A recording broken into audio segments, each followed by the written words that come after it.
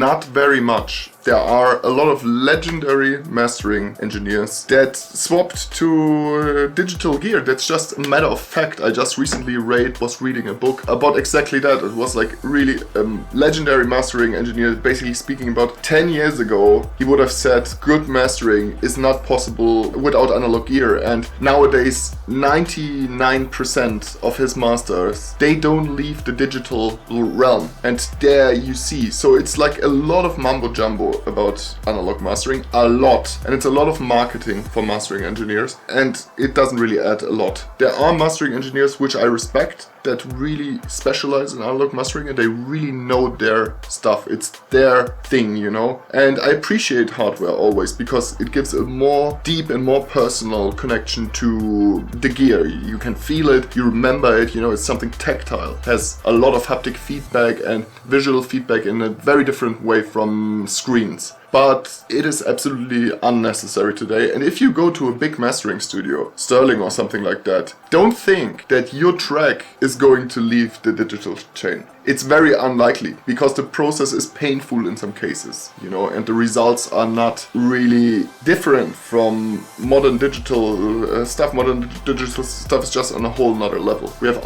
really a lot more power under our asses as producers, and we can just do amazing things inside the digital realm. That's why I'm specializing on digital mastering with great results, you know. I challenge anyone with analog gear anytime. In the end, it's also something subjective. You can't just generalize it, you know. There are good mastering engineers working with analog gear. There are extraordinary mastering engineers who mainly keep in the digital realm.